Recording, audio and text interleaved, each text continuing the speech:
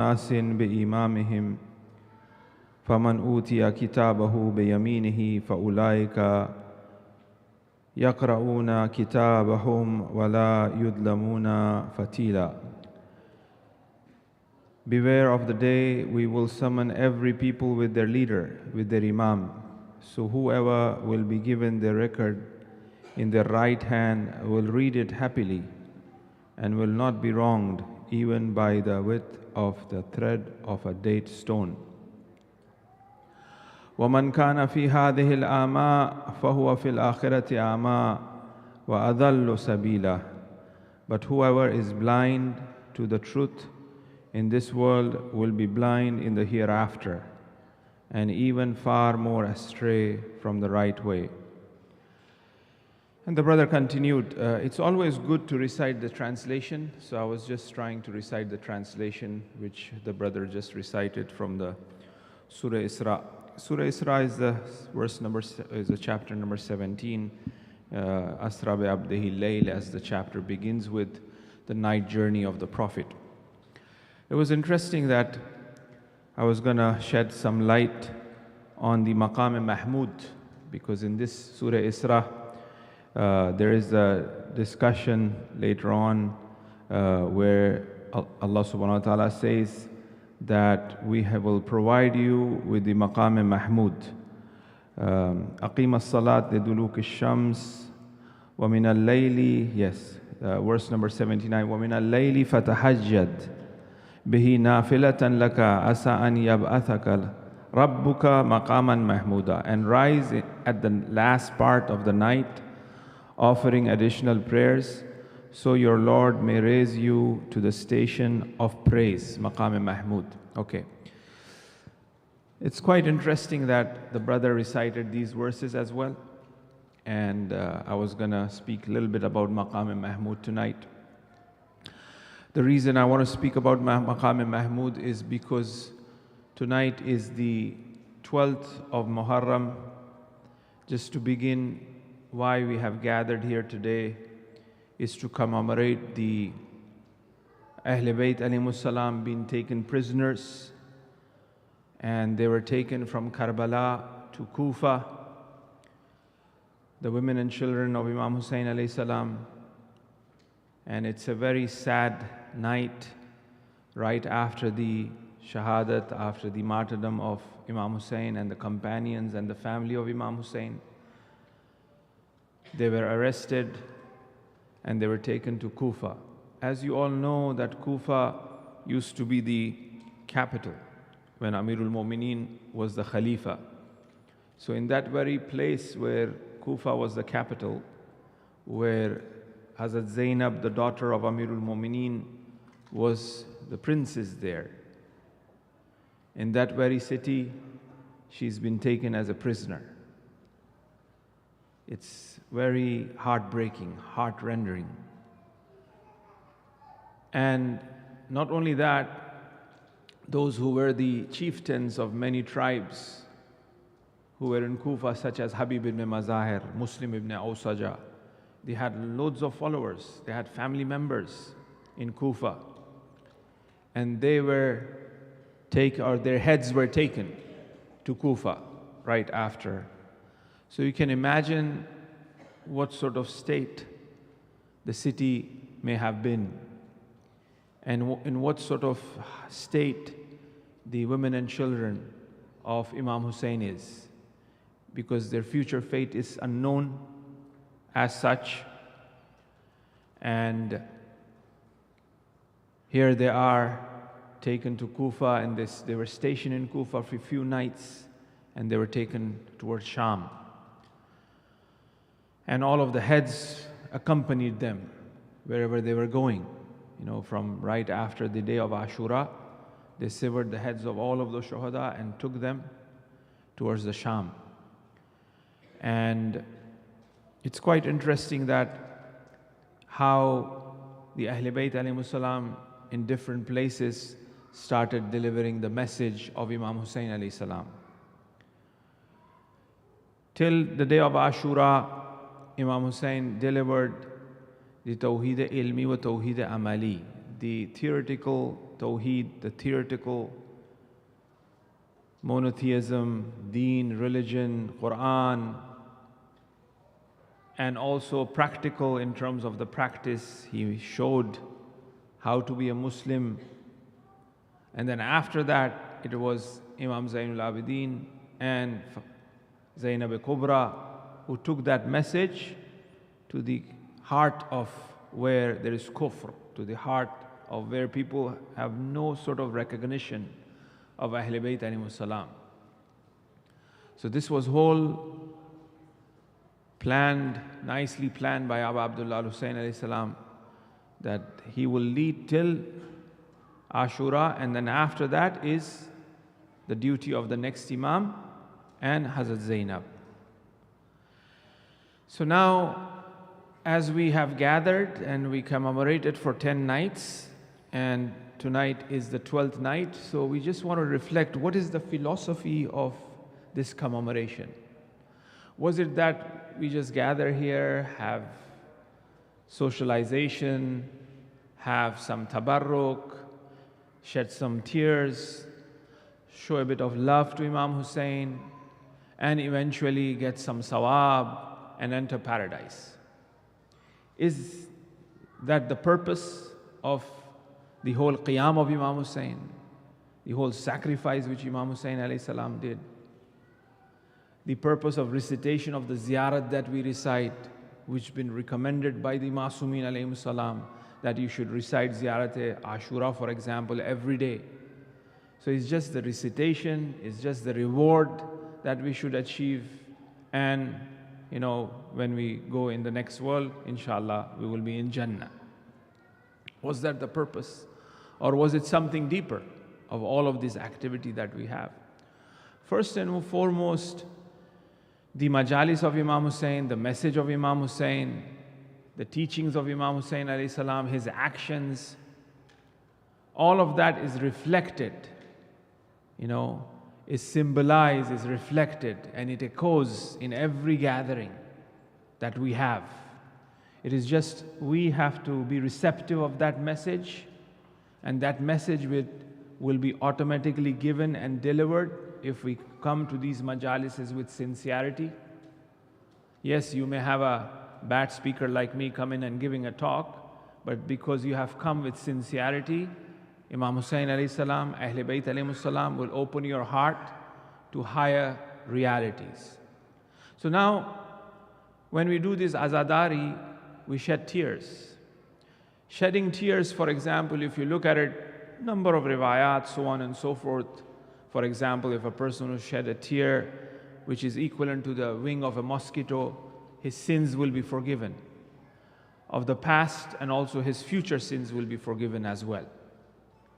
Why so much of recommendation? What is there in that tear? We have to reflect a bit deeper on that. When does a tear comes? Why does a tear comes?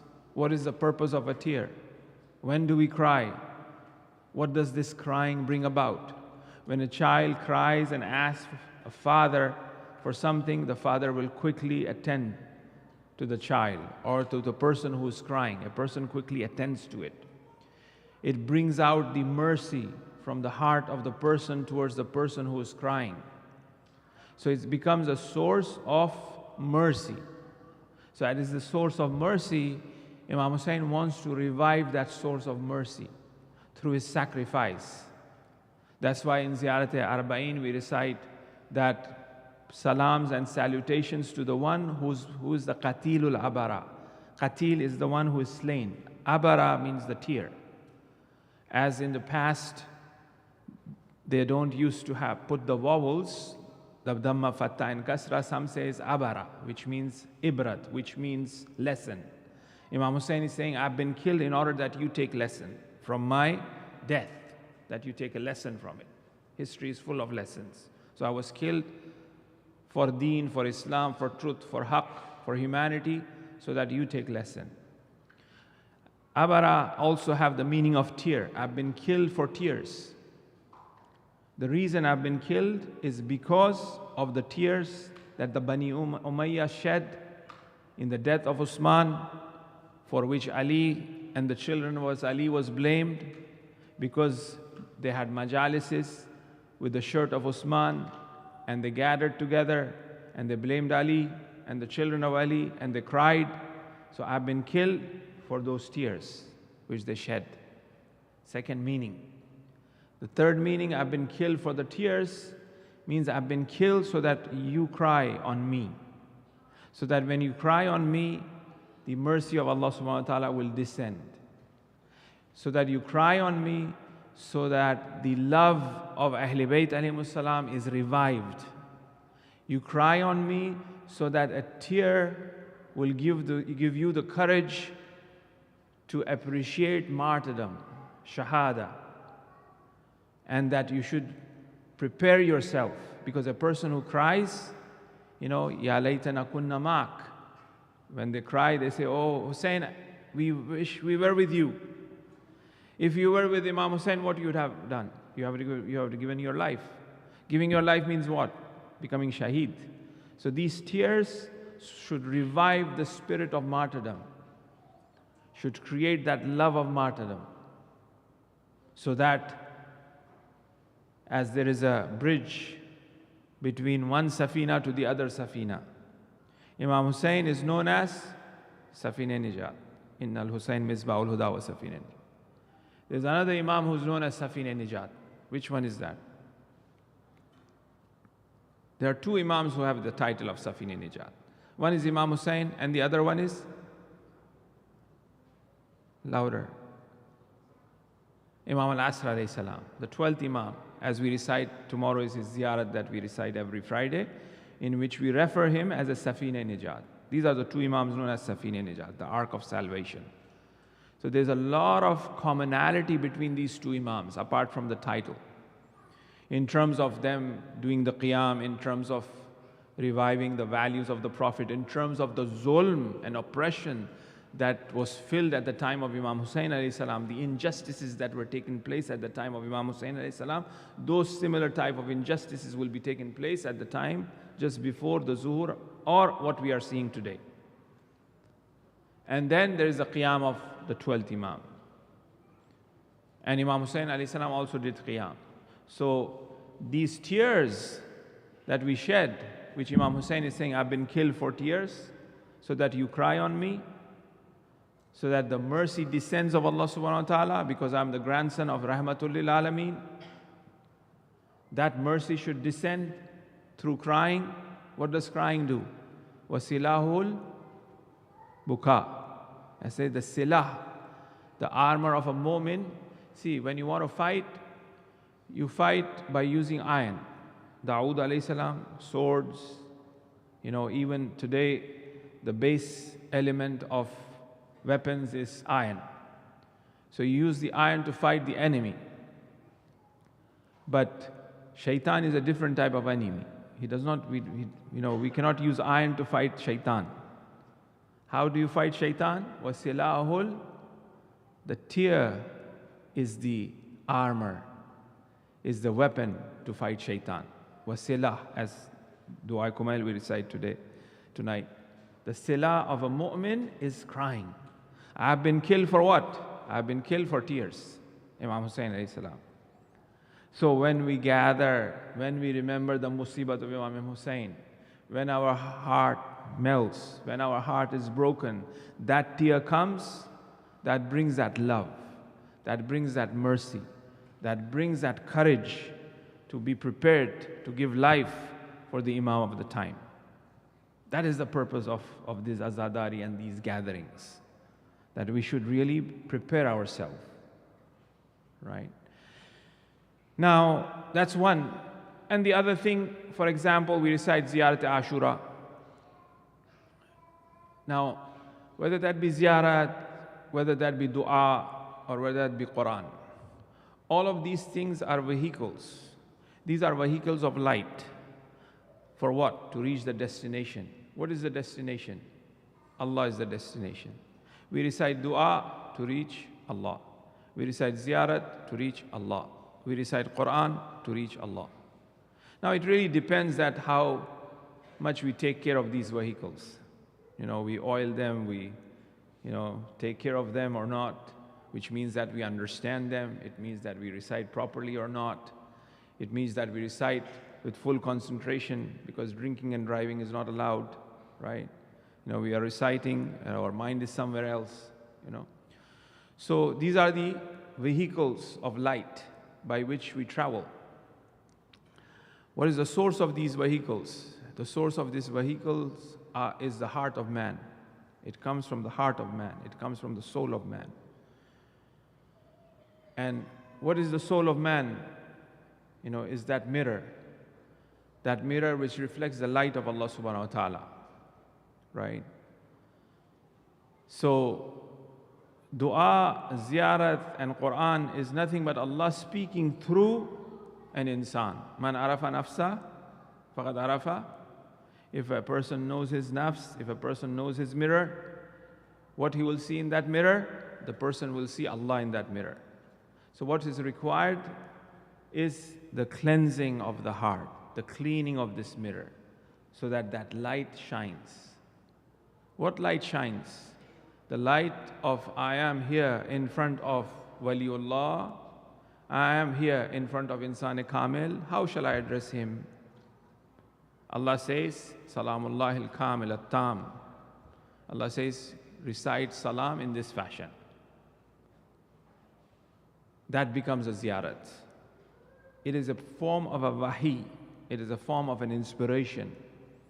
Here I am on a day of Arafah.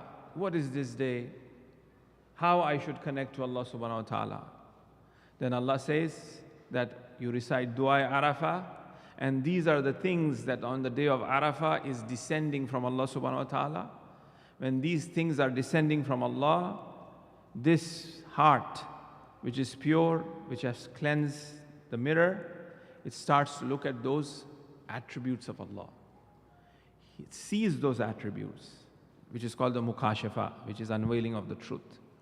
In Dua Arafah, for example, Imam Hussain alayhi salam, he speaks about 20 asma feili to begin with. The dua begins with 20 asma feili. The dua is full of attributes and names and the truth of this mirror, of this nafs, of insan, vis-a-vis Allah subhanahu wa ta'ala. Because he has taken himself near Allah on this blessed day of Arafah, and what it is, and how it should be, and how one should connect on the day of Arafah to Allah. Allah reveals this. Allah reflects in the heart of an insan kamil, of a perfect man, of that mirror which is clear. That light shines. When that light shines, then this man recites. That becomes Dua Arafah. That becomes ziyarat. And as that has become the ziyarat and the du'as, they become the medium through which, as you and I haven't reached to that level, use that as a means to connect to Allah subhanahu wa ta'ala. Ziyarat Ashura. There are two ziyarat which are known to be Hadith Qudsi even, which even proves what I was saying. Right? As I said, what is Hadith Qudsi? Hadith Qudsi means that something comes from Allah subhanahu wa ta'ala. Hadith Qudsi comes from Allah subhanahu wa ta'ala. That's what it means. So Ziyarat Ashura is Hadith Qudsi, which have come from Allah directly, and Ziyarat Ali Yasin is Hadith Qudsi. This also proves, which I was speaking about, the commonality between the 12th Imam and Imam Hussain. Imam Hussain is Safin Nijat, and 12th Imam is Safin Nijat. Ziyarat Ashura is for Imam Hussain, and Ziyarat Ali Yasin for Imam Zaman. So once again, you see that bridge. So, Ziyarat Ashura, which is one of the most powerful ziyarat, been recommended by the ulama, by the scholars, Allama Tabatabai, Sayyid Qadi Tabatabai, they all say that in order to reach the peak of understanding Tawheed, understanding Allah subhanahu wa ta'ala, there are two things. One is the Quran, and the other is Imam Hussain. Through these two things, one will reach to the height of marifat tawheedi, the knowledge and understanding of Allah subhanahu wa ta'ala, which we are actually been created for. Right? This crying is for what? As we said, in order that we understand, in order that we reach. This azadari is for what? Is to revive that purpose, to be with that purpose, to be prepared when the Imam comes and will support. So, in the ziyarat, what do we recite? Right? In the ziyarat we recite, as these verses which we were speaking about earlier, that we ask for Maqam Mahmud. In the Ziyarat Ashura, we ask for Maqam Mahmud. What is Maqam Mahmud? How comfortably we are asking for Maqam Mahmud. It is like a child who does not know how to drive. Leave aside asking a Ferrari, he asks for a helicopter. Right? So and the way we ask so comfortably, while sitting on a chair, while sitting on a floor with our legs stretched, we don't even know what we are asking. Where in the Quran, as just now the brother recited, may Allah accept beautifully, وَمِنَ اللَّيْلِ فَتَهَجَّدْ, and rise at the last part of the night, tahajjud. Allah is asking who? Allah is asking the Prophet. He's saying in the night, last part of the night, do tahajjud. Stand up. Offering additional prayers. You know, tahajjud is extra prayers. It's salatul layl. So your Lord may, once again, that may is there too. You know, asa, perhaps, even after doing that type of worship, the way which Prophet worshipped, what did he say? Ma arafnaka haqqa ibadatik. Oh Allah, marifatik. Ma abadnaka haqqa ibadat. Oh Allah, I don't know you the way I should really know you. I don't have that marifat and understanding of you. That's where Imam Hussain is taking us. Ziyarat Ashura, right? Tahajjud, Mahmud, Maqam Mahmud. Prophet, do tahajjud. Prophet was the one who is the source of bringing the Quran to us, introducing to us Tawheed. And here Allah says to the Prophet, O Prophet, do tahajjud, and then asa an yab'asaka. Perhaps we will raise you to the station of Maqam Mahmud. Perhaps to Rasul. And Ziyarat Ashura, what we are saying, oh Allah, give us Maqam Mahmud. It's like drinking water. Very easily we are asking. Who have given us that courage? Who have become that vehicle, that medium, for us to even ask that? Leave aside what that is. That's why in some of the du'as that we recite, Allahumma adkhilni min kulli khair, adkhalta minhu Muhammad wa ali Muhammad, wa akhrijni min kulli su, akhrajta minhu Muhammad wa. In Qunut of the Eid we recite, oh Allah, make us enter, which you enter the Muhammad wa ali Muhammad. We don't know where they are. What's that maqam, what's that beauty, what's that level of qurb that they receive. And keep us away from the su, which you have kept away from Muhammad wa ali Muhammad. Here at least it's a maqam mahmud. You know, they say that father was speaking about the beauty of the eyes of the child, and says, oh, how beautiful your eyes is. They look like almonds, you know, the shape. And the child says, oh, Baba, I want almonds. You know, he doesn't know that the father is appreciating, you know, as he says, there's no almonds, okay, I want almond, you know. So, Maqam Mahmud, he says, oh, okay, I want Maqam Mahmud. Do we really know what that is? Maqam Mahmud is a maqam, is a station where one is praised. Where one is praised. And Rasulullah will be raised to the Maqam Mahmud. When? In the hereafter. Because this world does not even have the capacity to reflect that maqam. This world is limited. A new stage should be built in order to see that maqam-e-mahmud. So in the hereafter, in the akhirah, we will raise you. Perhaps we'll give you that maqam-e-mahmud. That maqam-e-mahmud is a maqam of being praised. And that is actually comes from the name of Allah, which is Hamid. One of the names of Allah is Hamid,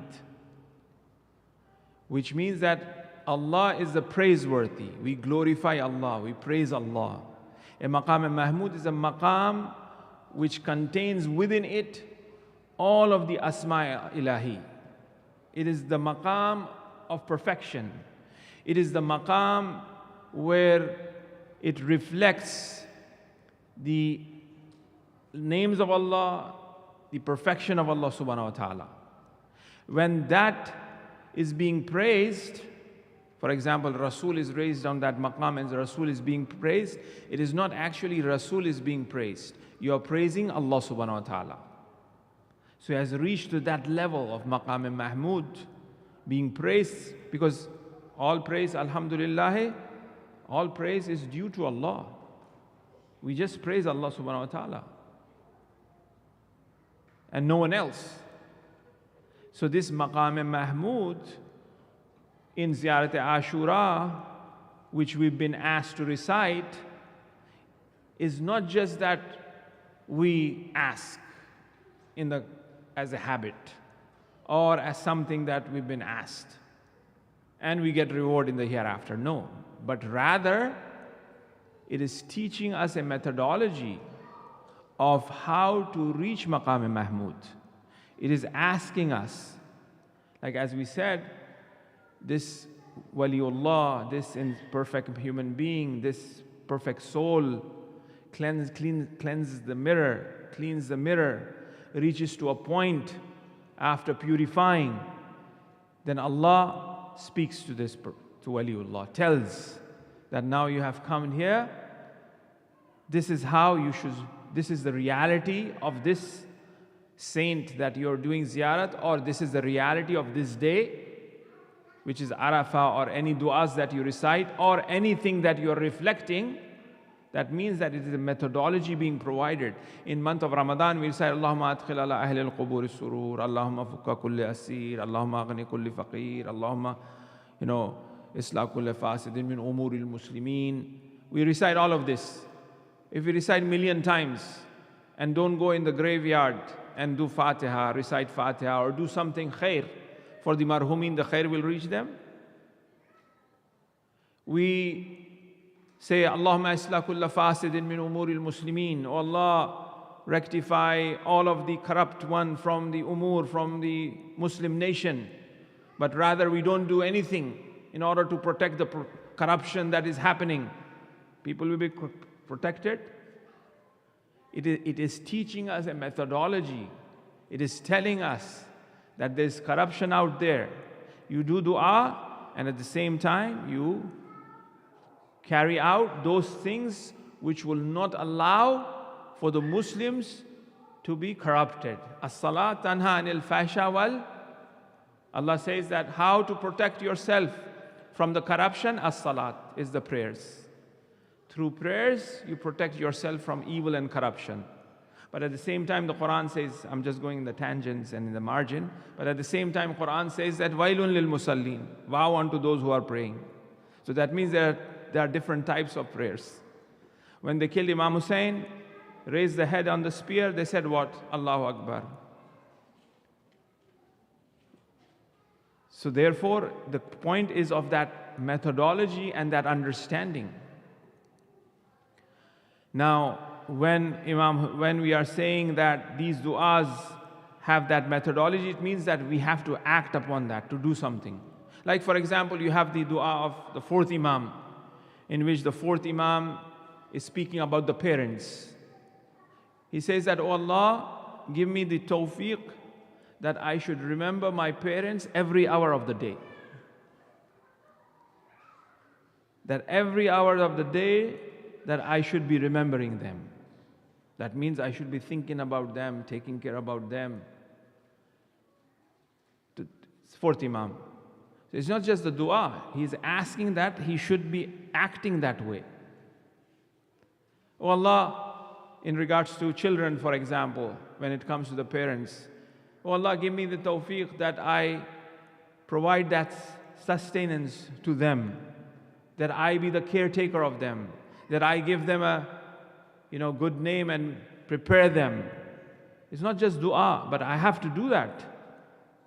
So the dua is teaching a methodology, the ziyarat is teaching a methodology, the Quran is teaching a methodology. These are all vehicles, these are all mediums for us to reach, not just to sit in a gathering and recite and we go home and we carry on doing this.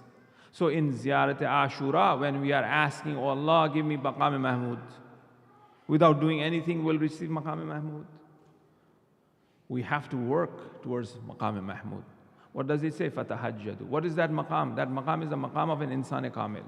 That maqam is a maqam which reflects nothing but Allah. It reflects وَمَا رَمَيْتُ إِذْ رَمَيْتُ وَلَكِنَّ اللَّهَ رَمَى. Oh Prophet, when you are shooting an arrow, you are not shooting, Allah is shooting. Because Prophet have reached that maqam Mahmud. His action is the action of Allah. That person have become Ainullah, Nafsullah, Yadullah by reaching to that level.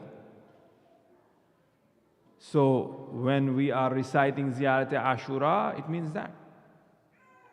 When we are giving la'ana on Muawiyah or Bani Umayyah or Abu Sufyan or Ibn Marjana, they died 1,000 years ago already. We're still cursing them. What does that mean? That means that we want to be away from people who are the oppressors. Because a true Husseini is the one who does not oppress and does not accept oppression as well. That's a true Husseini. So a believer in Imam Hussein alayhi salam will not oppress anyone. In the course of history, if you look at it, those who were followers of Imam Hussein, they have never done zulm. And they don't do zulm. And at the same time, they don't accept any sort of oppression. Hayat min nazillah. They are free. And they will be against oppressors. They will raise their voice. Because that's what Imam Hussein taught us. So when we are reciting that ziyarat, when we are doing that majlis of Imam Hussein alayhi salam, when we are crying for Imam Hussein alayhi salam, these things needs to be considered. When we are cursing Bani Umayyah, wa Yazid, wa Shimr, all of that, already they have died. We are actually cursing those who are Shimr-like. We are actually saying we want to be away from people like who have oppressed or who are oppressors. Whether that be Yazid of this time, whether that be Yazid of that time. What did the wife of Fir'aun ask in the Quran? Oh Allah, give me a bayt near you in the hereafter.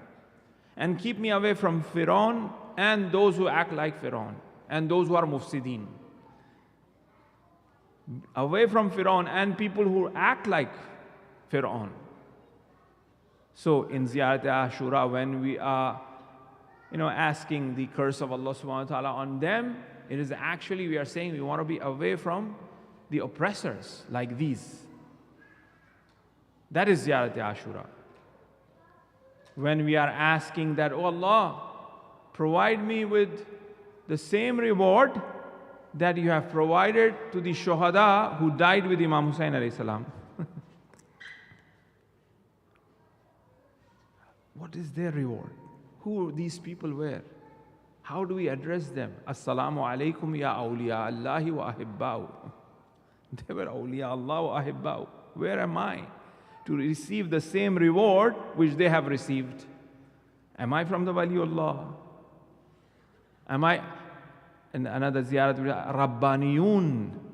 They've been addressed as Rabbaniyun. Am I from awliya? Am I from those who truly love Allah subhanahu wa ta'ala? In kuntum tuhibbun Allah fattabi'uni, as the Quran says. If you love Allah, follow Rasul. What is Rasul? Fatahajjadu. Do tahajjud. Pray. What does Imam Mirza say? A true Shia is the one who recites Quran every day. So all of these things need to be considered. And we have to discipline ourselves, and we have to be serious about it.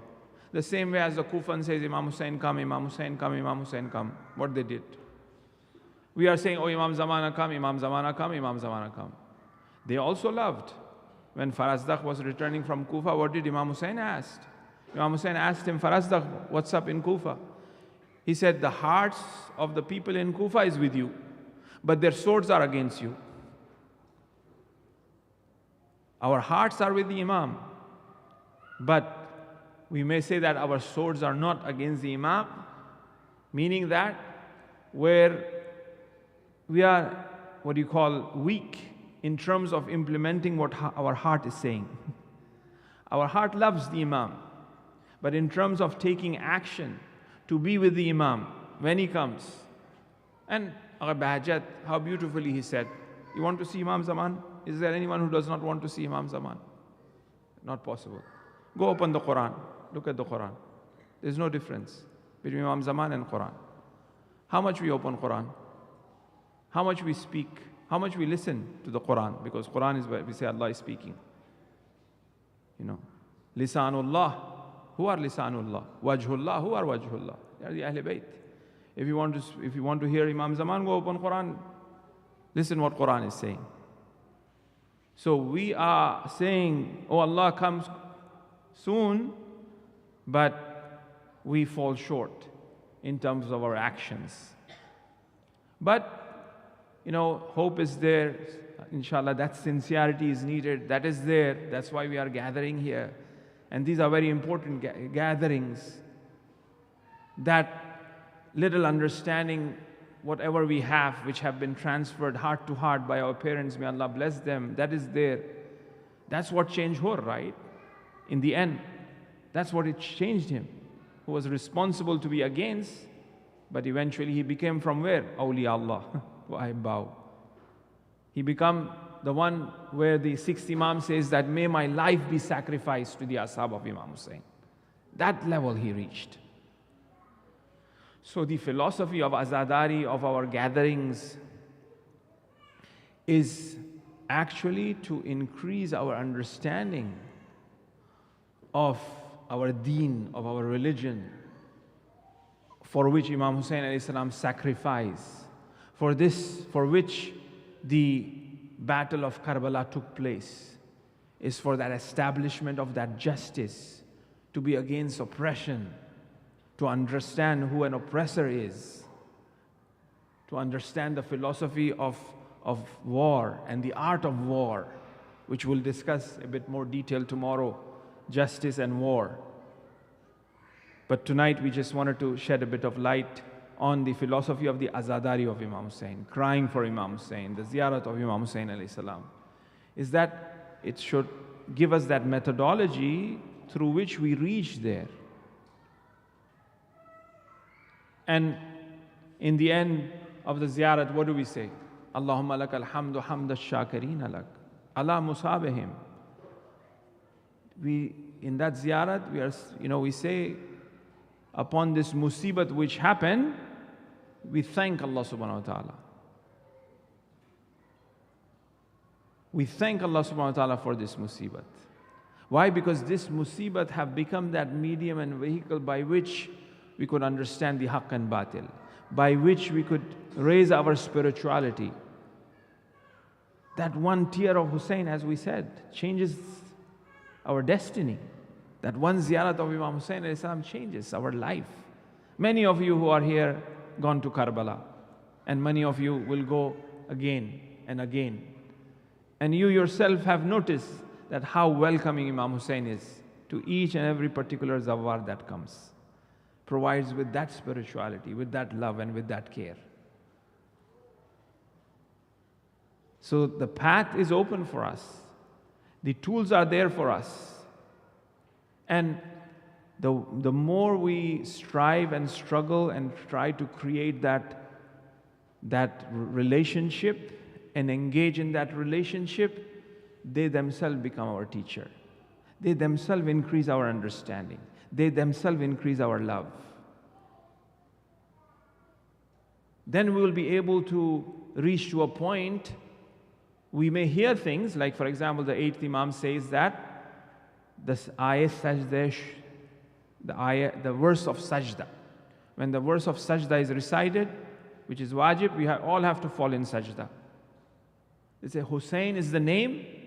When that name is taken, automatically the eye should shed tears. It should reach to that point. We said Hussein, our heart should shake. And the eye automatically should shed tears. That's Imam Rada alayhi salam. Why? Because he has reached to that point. He has that ma'rifat, that understanding, that knowledge. He has utilized that methodology that is there in Ziyarat Ashura and kept alive the Azadari, the true philosophy of the Azadari of Imam Hussein alayhi salam, which is cleansing, which is purifying, which is reaching to where? To that maqam, which is Maqam Mahmud. This Maqam Mahmud is for Rasulullah in the Quran. Now, if you look at it, the eye continues, right? And it says that the one who is blind, right? As it says further down, when you go, the one who is blind in this world will be raised blind in the hereafter, or worse. That means if a person is reciting, if the person, I'm being critical to myself and ourselves first. If we are reciting and at the same time we are not seeing the truth by reciting it, by just as a habit, we are gathering, we are shedding tears, but we are not making a haraka, making that move towards where Imam Hussein wants us to take. It's like being blind. We are not seeing the path. We are asking, oh Allah, give us Maqam Mahmud. But we are not walking on the path to reach Maqam Mahmud. It's like being blind. The Quran says that a person who is a blind in this dunya, what does it mean being blind in this dunya? It means that this person is unable to comprehend and understand deen. This means that a person who is blind is that a person is unable to see Allah in this world. Why? Because أَيْنَمَا تُوَلُّوا فَثَمَّ وَجْهُ اللَّهِ. Wherever you turn, the ayah Quran in Surah Rahman is the face of Allah. Do I see the face of Allah here? I see multiplicity. I see walls. I see lamp and glass and whatnot. Food. But the Quran is saying, wherever you turn, there's wajhullah. But I'm unable to see that wajhullah. Why? Because I haven't reached to that level of Maqam Mahmud, where everything becomes beautiful. Ma ra'aytu illa, I saw nothing but beauty in the plain of Karbala. It's beautiful. Wajhullah. What do we recite in Ziyarat, in Dua Nudbah? Aina yatawajjahu Allahu al-awliya. Where is that wajhullah, where the awliya is focused towards, to 12th Imam? But I don't see that. Because I'm blind.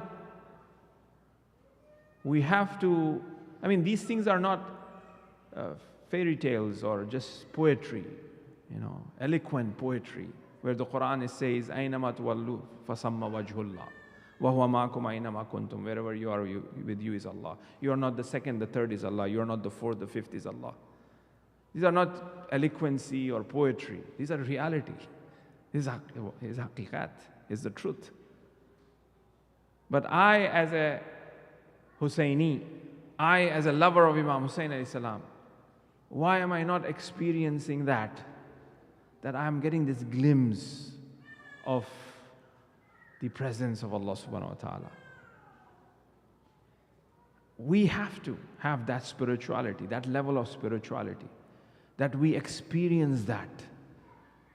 To begin it at least in a form of dreams, to begin it at least in a form of some sort of inspiration and thoughts, that we can connect that puzzle and have that bliss and ecstasy when we are reflecting, when we are reciting that Quran, when we are connecting things. It just comes to us. Allah opens the truth and it's very apparent, it's right in front of us and we don't realize. Many times we have, right? For example, we've been reciting some dua or some ziyarat or All of a sudden it kind of comes like that. Oh wow, how beautiful was that? I understand now. It's so unique, it's so special. We cannot make a U-turn from that. It's so apparent. So all of these things which are in the Quran, which the Ahlul Bayt alayhimus salam have asked, those are truth and reality, and with our purification, with our spiritual journey, with sincerity and working hard, we'll be able to have that. Where the ashab of Imam Hussain alayhi salam, the way they were. If you kill us, burn us, throw our ashes 70 times, if we are born again, we will sacrifice our life for Imam Hussain alayhi salam. They were able to see the maqam in the hereafter where they will be. They were fully aware because they have reached that level of spirituality. Awliya Allahi wa ahibba'u, it's not a joke. And Imam Hussain opened that path. Rasulullah brought that, وَقَانَ قَابِ قَوْسَيْنَ أَوْ أَدْنَى, and he brought and he gave. But the ummah was shutting that, have shut that, have blocked it. Hussainu minni wa ana min Hussain. Imam Hussain opened that with his sacrifice.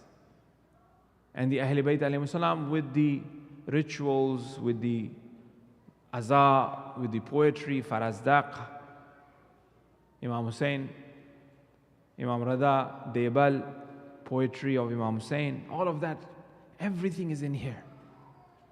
It's full of lessons here.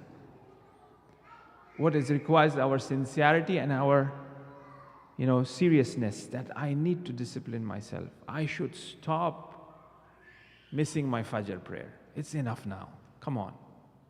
I should stop that. I should start introducing, some of the mustahabbat. It is about time. Not 11 rakat namaz shab, maybe just 1 rakat namaz witr. Maybe 2 rakat namaz shifa. Just waking up before Fajr. Maybe just praying on time. When will we wake up? When we look around what's happening in the Muslim lands. It's time. So these majalises are for that. And that's why we find that people who are the true followers of Imam Hussain alayhi salam, they have that spirit, or they have that substance in them to do something about the oppression, to do something about the spirituality. That's why the teachings of Ahlul Bayt alayhimus salam have been protected by our ulama, by our scholars. We have reached to this point. So, a person who is blind in this dunya will be raised blind in the hereafter. Or worse, the ayah says. Because over there, the manifestation and reflection of Allah subhanahu wa ta'ala is more apparent. Here is limited. Even it's worse because he is unable to recognize and realize even over there. Because he's so much involved with his own nafs, with his own worries, with his own troubles, that he's unable to see that mercy of Allah. Because he was unable to see that mercy here. He was unable to see that wajhullah here. He was unable to have that relationship with that tawheed in this world. And Ahlul Bayt always reminded, the whole Maraitu illa Jamila is nothing but that. It's a reminder of that wajhullah. When Imam Sajjad alayhi salam today, 12th, was taken in the courtyard of Umar Asad. Umar Asad said, who is this? This is Ali. Umar Asad said, Ali? We thought we killed Ali. Ali was killed. Then Imam Sajjad says that no, that was my brother, my older brother. In some narratives, it was my brother who was killed, but I am Ali too. Then Umar Asad says how we won and how you were defeated, and how your souls, how your family members were killed, in order to degrade and belittle the fourth Imam. The fourth Imam says, Allahu yatawaffa.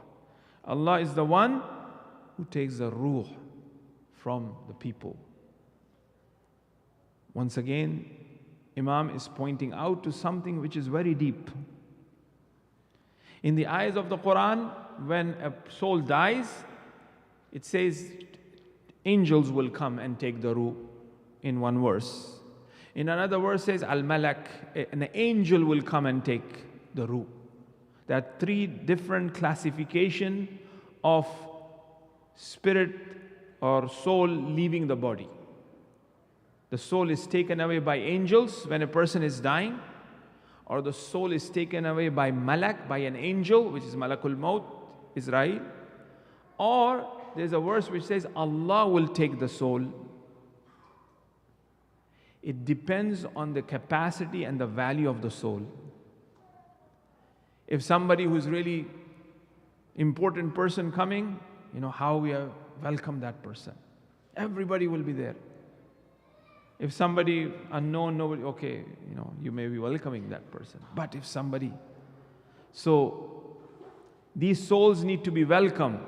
As the ayah of the Quran also says, salam, the angels will give salam, when they enter Barzakh and Jannah. So, how these souls are welcome? By the angels, by the Malak, or in another verse it says the angels will be slapping the back of the kuffar, that it is time to leave, go. No longer you can be in this dunya. That is also there.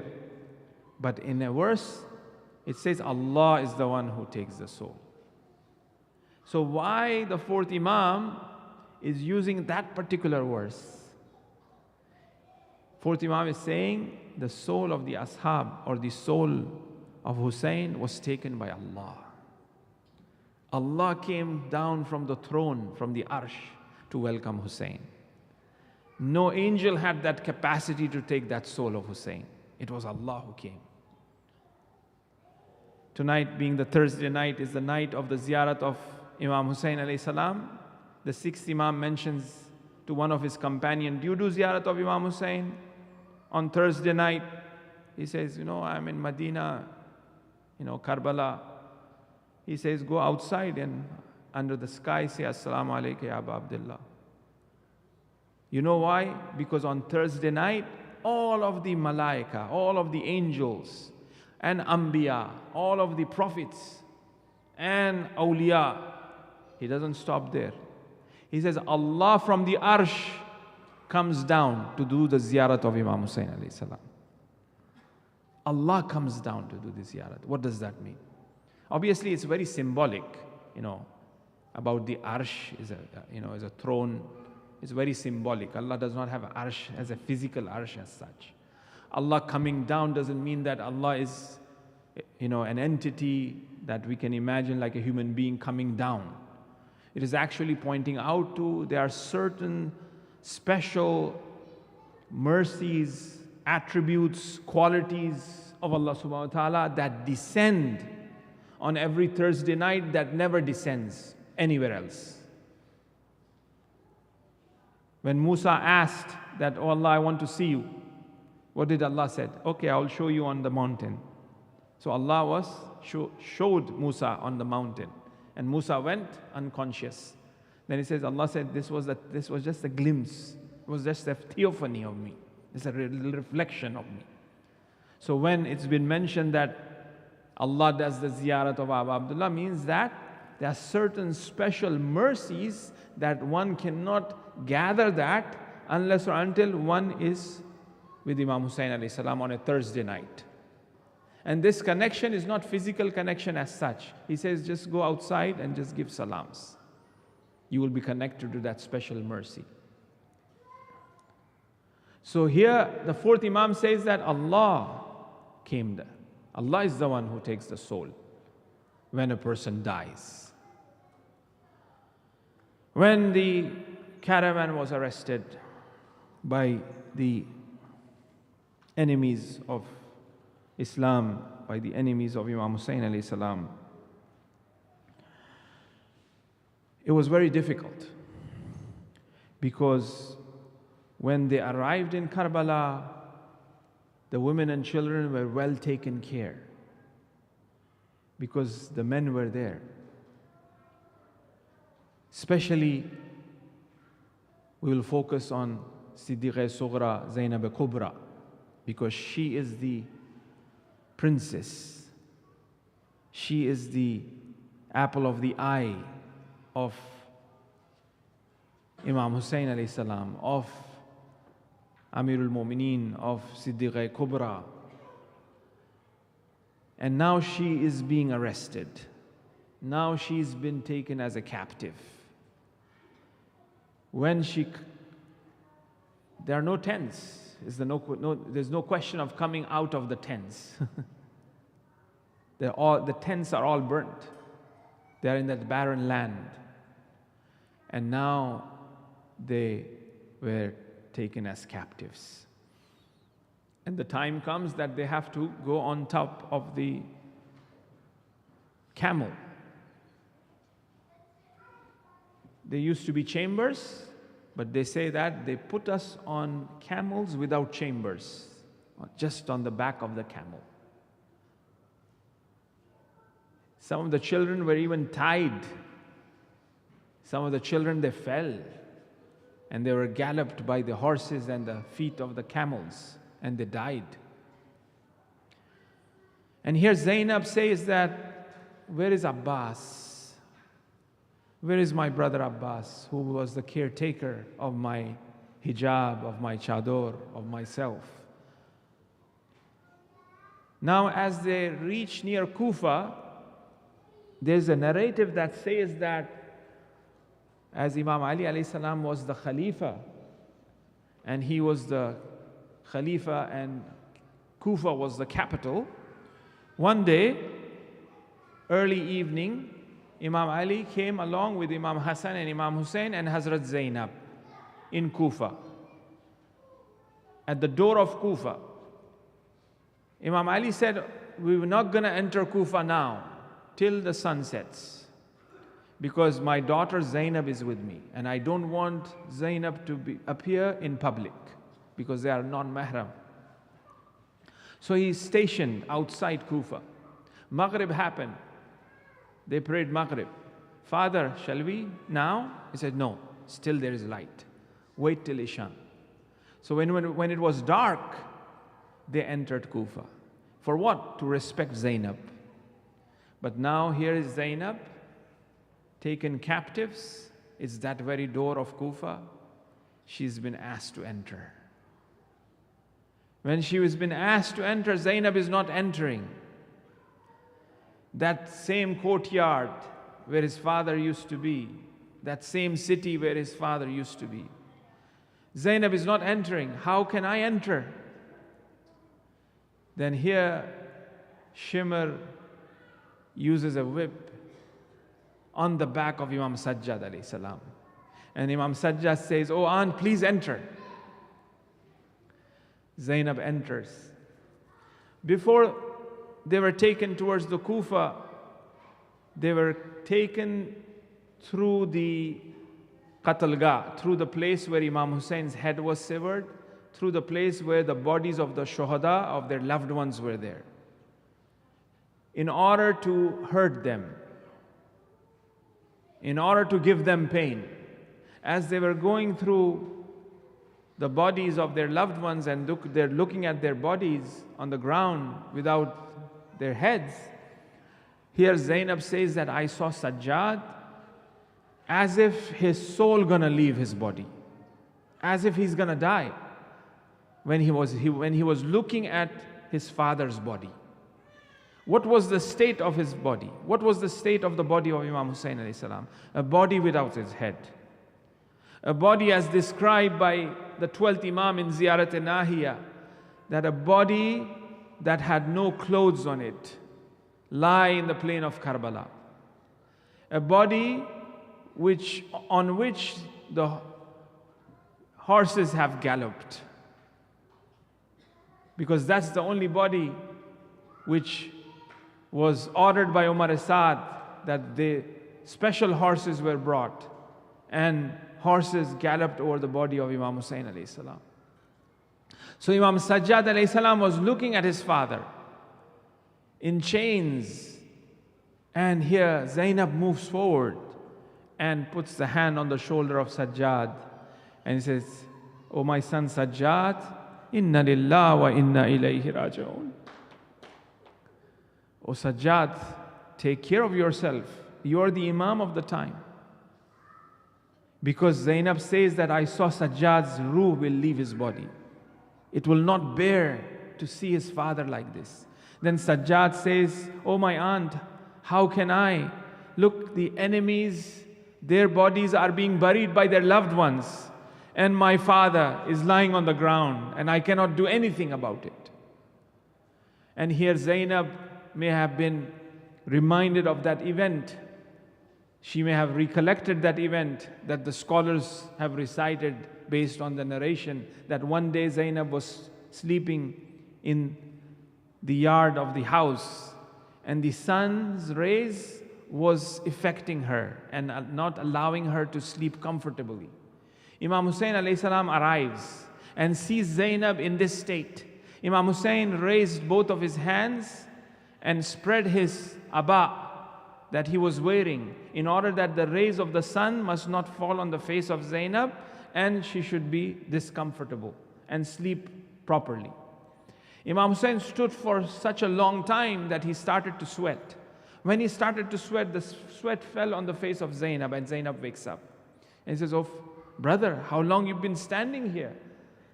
For my comfort." Here Zainab says, looking at the body of the brother, says, "Oh brother, I don't have a chador. If I had that, I would have given that as a shroud to you, as a kafan to you." This is how the caravan of Imam Hussain alayhi salam was taken from the bodies of the shuhada to the story where they entered the Kufa. And as they say that Kufa was a place where everybody gathered, and the enemies asked the heads of the shuhada to be taken near the women and children so that everybody should look at the women and children in order that they disrespect the women and children. And they were saying that these are the rebellions ones that we have killed, that we have brought. These are the prisoners. But Zainab gave that khutbah and says, Abba Muhammad, he says in that khutbah after praising that my father Muhammad, introduces her that Rasulullah was my father. We are from the Ahl Bayt alayhimus salam. And here everybody is looking at these heads on the spears, and they notice that there is a head in the neck of the horse. They ask, why all the heads are on the spears, but there is a head which has been tied to the neck of the horse? They say that this is the neck of Abbas, because when we put the neck of Abbas on the spear, it falls on the ground. Why it falls on the ground? Because the head does not have the capacity to look at the women and children without chador, without hijab. That's why the head falls. That's why we have tied this head in the neck of the horse. Allah lanatullah ala qawm az-zalimin sayalamu alladhina zalamu ayyamun qalibin yanqalibun. Matam ya Hussain. Ya Hussain. Ya Hussain. Ya Hussain. Ya Hussain. Ya Hussain, Ya Hussain, Ya Hussain, Ya Hussain, Ya Hussain, Ya Hussain.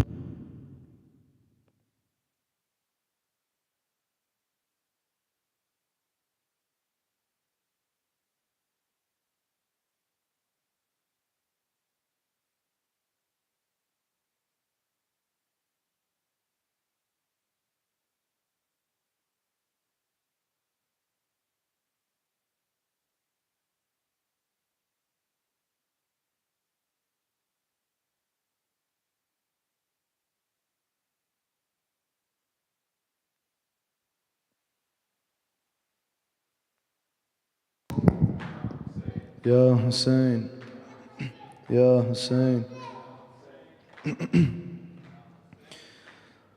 Zainab's in Karbala crying in pain. Oh my dear brother, where are you, Hussein? Zainab's in Karbala crying in pain. Oh my dear brother, where are you, Hussein? Oh my Hussein, oh my Hussein, oh my Hussein, oh my Hussein, oh my Hussein, oh my Hussein. Zainab's in Karbala crying in pain. Oh my dear brother, where are you, Hussein? Oh my Hussein, oh my Hussein, oh my Hussein, oh my Hussein. Everyone, oh my Hussein, oh Hussein. After the bloodshed and after the worst, after her sons would lay cut up in thirst, after they dragged her without all her clothes, for months in a prison her husband now knows. Oh my dear wife, you were so young, your hair is now white. Husband of mine, your Zainab has seen the worst day in sight. We are the Prophet's own family and blood, the ship of salvation when lost in the flood. Our doorsteps were known by you beggars the most. Is this how you treat us, the heavenly host? If you will leave and want to do wrong, then we are the ones. Leave us till death, but Hassan and he are Prophet's own sons. Zainab's in Karbala crying in pain. Oh my dear brother, where are you, Hussein?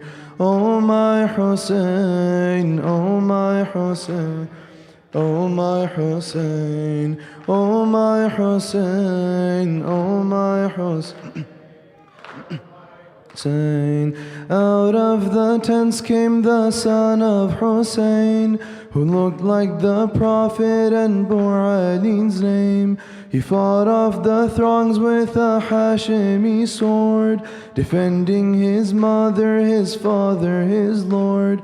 The youth was brought down, the truth was brought down, and falsehood fulfilled. And from afar it looked like to us the Prophet was killed. Here is Hussein with an infant in arm. The hands of a father protect him from harm, from thirst and from hunger, from cold and from heat. He lays down his baby by enemy feet.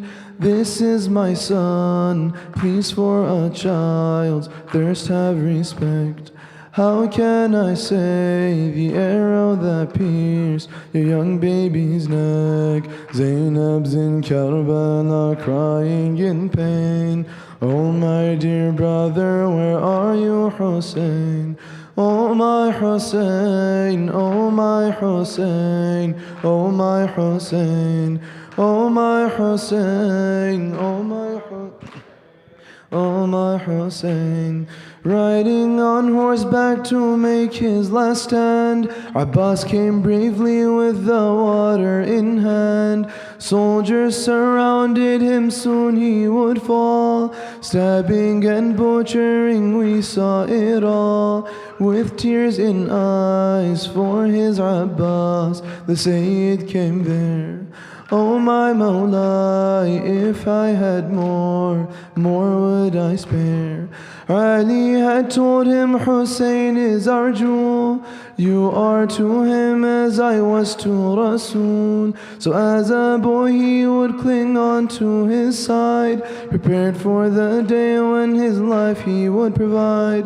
Ammu Abbas, we are in thirst, dying of need. Please, O Abbas, the water's so close, so are Shaheed. Zainab's in Karbala, crying in pain. Oh my dear brother, where are you, Hussein? Oh my Hussein, oh my Hussein, oh my Hussein, oh my Hussein, oh my Hussein, oh my Hussein. Zainab's in Karbala, crying in pain. Oh my dear brother, where are you, Hussein? Oh my Hussein, oh my Hussein. Hussein, oh my Hussein, oh my Hussein, oh Hussein, take me to Karbala, leave me there. Take me to Karbala, leave me there. Take me to Karbala, leave me there, leave me there. Take me to Karbala, leave me there. Take me to Karbala, leave me there. Take me to Karbala, leave me there, leave me there. Hussein, why?